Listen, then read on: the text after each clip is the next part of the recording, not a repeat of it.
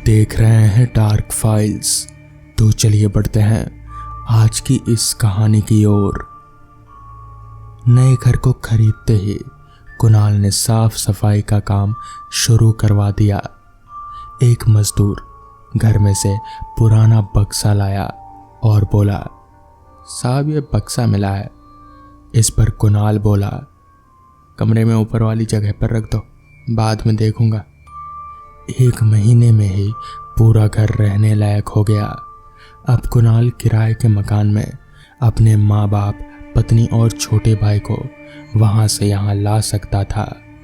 घर में थोड़ा काम कराते करवाते रात हो गई। मजदूर जा चुके थे। कुणाल ने घर पर फ़ोन किया और बोला, माँ आप और रिमी सामान बांध लो, कल हम शिफ्ट हो जाएंगे। मैं आज रात यहीं रुक रहा हूँ। ऑनलाइन खाना मंगाया है, खा लूँगा। ऑनलाइन खाना मंगाया और खाकर सारे दरवाजे बंद कर वो लॉबी में ही सो गया। रात के 1 बजे के आसपास उसको पक्षी के फड़फड़ाने की आवाज़ आई। उसने ध्यान नहीं दिया, मगर आवाज़ फिर से आने लगी और धीरे धीरे आवाज़ तेज होती जा रही थी, जैसे अंदर वाले कमरे में कोई पक्षी एक साथ उड़ रहे हों। वो उठा और कमरे की तरफ बढ़ा। आवाज़ अब भी आ ही रही थी। उसने धीरे से दरवाज़ा खोला तो आवाज़ ऊपर वाली जगह से आ रही थी। वो सुकचाते हुए उस तरफ बढ़ा और वो बॉक्स उतार लिया। आवाज़ अब बंद हो चुकी थी। उसने वो लकड़ी का बॉक्स खोला तो उसमें धूल से भरी एक किताब रखी हुई थी। किताब के दोनों किनारों पर धातु का आवरण था। कुणाल ने किताब उठाई और जैसे ही खोली, धातु हल्की सी उसकी उंगली में चुभ गई और उंगली से खून निकलकर किताब पर गिरा। देखते ही देखते किताब हवा में उड़ने लगी और किताब कई भागों में बट गई। सारे पन्ने फड़फड़ाने लगे और घर में उड़ते से घूमने लगे। घर की दीवार सुर्ख लाल हो गई खून से और पन्ने कुणाल के मुंह से टकराने लगे। कुणाल की आंख खुली तो वो पसीना पसीना था। चारों तरफ देखा तो सुबह हो चुकी थी। सोचने लगा पता नहीं कैसा सपना था और उठकर फ्रेश होकर पुराने घर की ओर निकल गया। सारा सामान लाने में 2 दिन लग गए और धीरे धीरे सब कुछ व्यवस्थित हो गया। फिर एक दिन उसके छोटे भाई का रोड पर एक्सीडेंट हो गया। अस्पताल ले जाया गया तो पता चला हाथ टूट गया है। प्लास्टर कराकर उसे घर लाया गया। 2 हफ्ते बाद माताजी बाथरूम में फिसल गई और उन्हें मोच आ गई। एक रात कुणाल ने अपनी पत्नी रिमी से कहा, हमें इस घर में आए हुए 1 महीना नहीं हुआ और 2 हादसे हो गए, कहीं कुछ गड़बड़ तो नहीं है? इस पर रिमी ने पूछा, कैसी गड़बड़? कुणाल इस पर कुछ सोचते हुए बोला, कुछ नहीं, सो जाओ। अगली सुबह जब कुणाल उठा तो उसने ऊपर से बॉक्स उतारा और खोल कर देखा तो उसमें वही किताब थी जो उसने सपने में देखी थी। उसने उस किताब को ध्यान से उठाया और पूजा के कमरे में रख दिया। फिर एक दिन कुणाल को खबर मिली कि पापा सीढ़ियों से फिसलते हुए बचे हैं। ज़्यादा चोट नहीं आई, बस कौहनी छिल गई है। कुणाल बड़ा परेशान हो गया कि आखिर ये क्या हो रहा है। शाम को वो जब घर पहुंचा तो उसकी माँ बोली, तेरे पास कोई पुरानी शापित किताब है क्या? इस पर कुणाल बोला, क्या हुआ? अरे आज मैं एक बाबा के पास गई थी, मैंने उनको कुछ दान दिया तो वो बोले, इस घर में अब तुम लोग आ गए हो तो उस शापित किताब से बचकर रहना, वो अनिष्टकारी शापित किताब है। मैंने बहुत पूछा तो बोले हैं कि घर में ही खोजो, यहीं होगी। तू बता, कोई किताब मिली थी क्या तुझे? इस पर कुणाल ने कहा, कहाँ गए वो बाबा? मैंने पूछ लिया था, वो पास के ही मंदिर पर रुके हैं 2 दिन। कुणाल भागकर मंदिर पहुंचता है और बाबा का पता करता है। बाबा मिल जाते हैं। कुणाल प्रणाम करता है और किताब के बारे में बाबा से पूछता है। इस पर बाबा बोले, हम तो बच्चा है, 1 साल में बस एक ही बार इधर आते हैं, मगर उस किताब का इतिहास हम जानते हैं।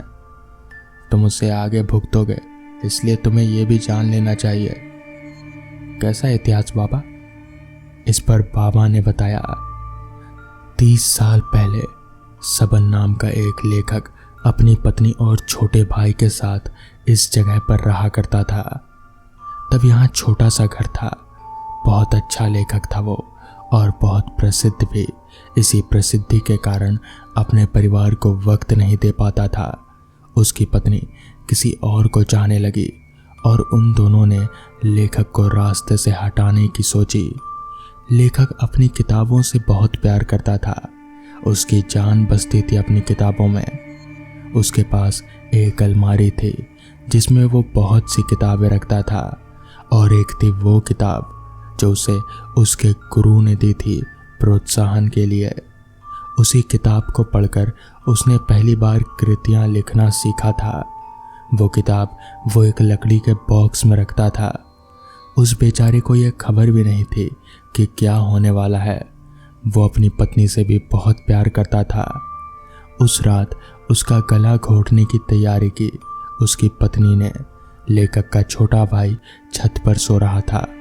पत्नी ने धीरे से दरवाज़ा खोलकर अपने प्रेमी को अंदर बुला लिया और दोनों उसे मारने लगे। पत्नी ने हाथ पकड़े और प्रेमी ने गला दबाया। सबन छटपटाने लगा और आवाज़ें होने लगी। छोटा भाई जाग गया और नीचे उतर कर आया तो ये सब देखते ही वो प्रेमी पर टूट पड़ा। प्रेमी ने उसे पीछे धक्का दिया और कमर से चाकू निकालकर एक झटके में लेखक की गर्दन पर वार कर दिया। खून की धार से निकलती हुई किताबों पर गिरी और बॉक्स पर भी, और बॉक्स वाली किताब शापित हो गई। छोटा भाई ये नज़ारा देखकर डर गया और भाग गया। उधर लेखक की पत्नी ने अपने भी खरोंचे मार ली और पुलिस को लूट व हत्या बता दी। कुछ दिनों में सब शांत हो गए, मगर एक सुबह पुलिस को लेखक की पत्नी के सर पे किताब घुसी हुई मिली और प्रेमी भी उसी अलमारी के नीचे दबा मिला। दोनों की मौत हो चुकी थी। फिर लेखक का छोटा भाई यहाँ आया और सारी किताबों को जला दिया। उस बॉक्स वाली किताब को भी बहुत जलाने की कोशिश की, मगर वो नहीं जली।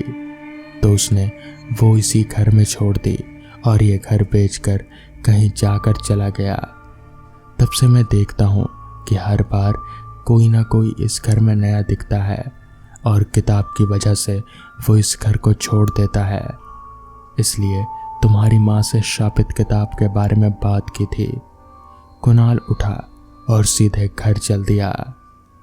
और उसके बाद तुरंत ही कुणाल ने अपना सामान पैक किया और घर वालों को भी सामान पैक करने को कहा और फिर वो वहाँ से चले गए। तो दोस्तों, ये थी आज की पहली कहानी। तो चलिए बढ़ते हैं आज की दूसरी कहानी की ओर। वीरान नगर मेंटल हॉस्पिटल के सामने सुबह के समय एक ऑटो आकर रुका। इसमें से रवि नाम का लड़का उतरा और अस्पताल के गार्ड को बुलाने लगा। कुछ देर तक जब कोई नहीं आया तो रवि खुद ही गेट खोलकर अंदर जाने लगा। जैसे ही रवि ने गेट खोला, एक आदमी ने उससे पूछा, तुम टीवी ठीक करते हो? रवि ने जवाब दिया, नहीं। ये सुनते ही उस आदमी ने रवि को जोरदार थप्पड़ मारते हुए कहा, यहाँ से अभी सिर्फ टीवी ठीक करने वाला ही अंदर जाएगा। तुम क्या कर रहे हो? जाओ यहाँ से। रवि को कुछ समझ नहीं आ रहा था। थप्पड़ खाने के बाद उसका सिर भी चकराने लगा, लेकिन किसी तरह खुद को संभालते हुए रवि ने कहा, मैं यहाँ नौकरी के लिए आया हूँ। तभी एक डॉक्टर और उसके साथ 4 कंपाउंडर भी गेट के पास पहुँच गए। उन्होंने थप्पड़ मारने वाले इंसान को पकड़ लिया। डॉक्टर ने कंपाउंडर से कहा, ले जाओ इसे, ट्रीटमेंट की तैयारी करो, मैं जल्दी आता हूँ।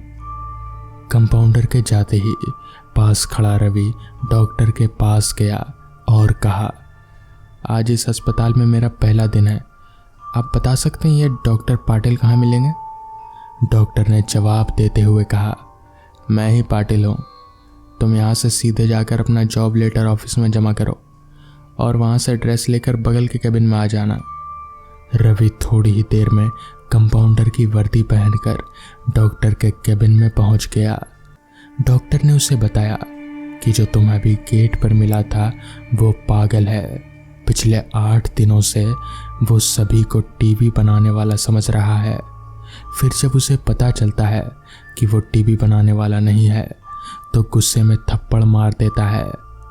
उसके बाद डॉक्टर ने अपने अस्पताल के रमाकांत कंपाउंडर को बुलाया और रवि का परिचय सबसे कराने को कहा। रमाकांत ने कुछ ही देर में रवि को सबको मिलवा दिया और फिर उसे मरीजों के कमरे में ले गया। वहाँ हर कोई कुछ ना कुछ अजीब हरकत कर रहा था। कोई दिल टूटने वाली शायरी सुना रहा था तो कोई फिल्मी संगीत गाते हुए डायलॉग मार रहा था। सभी मरीजों को दिखाते हुए रमाकांत ने रवि से कहा, आज के बाद तुम्हें इन मरीजों को सारी चीज़ों को झेलना होगा। इतना कहकर रमाकांत वहाँ से चला गया। तभी रवि को पता चला कि उसकी नाइट ड्यूटी लगी है। दिन के समय आराम करने के बाद रवि रात को मरीजों की देख रेख में जुट गया। जैसे ही रात के 12 बजे तो सभी चुपचाप डर से पीले पड़ गए। हल्ला करने वाले मरीज भी चुपचाप से एक कोने में बैठ गए। ये सब देखकर रवि को बड़ा अजीब लगा। उस दिन नाइट ड्यूटी में मौजूद डॉक्टर से रवि ने पूछा कि आखिर ये सब क्या हो रहा है, सब लोग इतना डर क्यों रहे हैं। इस पर डॉक्टर ने जवाब दिया, इस अस्पताल में रात 12 बजने के बाद भूत घूमते हैं। वो सारे भूत इसी अस्पताल के पुराने मरीज हैं जिनकी इलाज के दौरान मौत हो गई थी। तुम संभल कर रहना। रवि को भूतों पर विश्वास बिल्कुल भी नहीं होता था। उसने डॉक्टर की बात को हंसी में टाल दिया और अपना काम करने लगा। उसी रात रवि अकेले बाथरूम जा रहा था। तभी उसे लगा कि कोई उसके पीछे है। मुड़कर देखने पर कोई नहीं दिखा। कुछ देर बाद उसे फिर से ऐसा महसूस हुआ। रवि ने सोचा कि भूत की बात उसके दिमाग में घूम रही होगी, इसलिए उसे वहम हो रहा है। बाथरूम करके जब रवि बाहर आ रहा था तो उसे शीशे में लिखा हुआ दिखा कि आज तुम पागल हो जाओगे। रवि को लगा कि कोई उसके साथ मजाक कर रहा है, इसलिए उसने इस बात पर गौर नहीं किया और अपने काम पर लग गया। कुछ देर बाद रवि को एक तेज चीख सुनाई दी।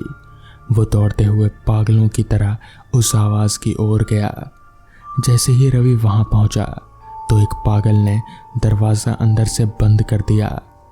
किसी तरह से रवि उस दरवाजे को खुलवाया। दरवाज़ा खुलते ही उस पागल ने रवि को हवा में उछाल कर गिरा दिया। रवि इतनी ज़ोर से गिरा कि उसकी पीठ में बहुत गहरी चोट लग गई। तभी एक जोर की हंसी रवि को सुनाई दी।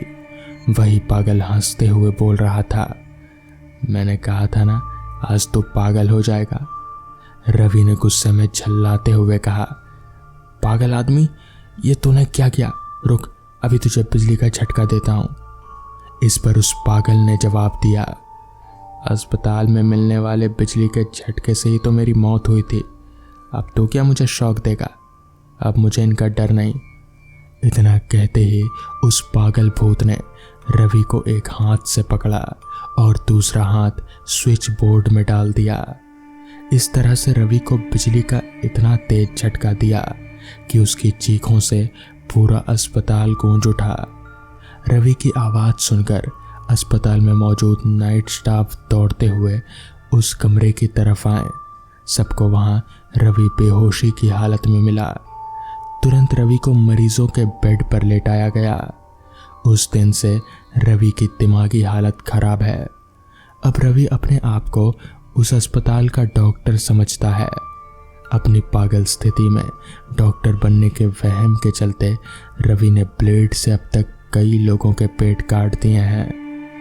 हर रात उस भूतिया अस्पताल में से रवि की तरह ही चीखनों की आवाज़ें आती हैं और किसी न किसी को वो भूत रवि की तरह पटक देता है। ये चीखने की आवाज़ हमेशा उसी समय आती है जब रवि को बिजली के झटके दिए जाते हैं। तो दोस्तों, ये थी आज की पहली कहानी। तो चलिए बढ़ते हैं आज की दूसरी कहानी की ओर।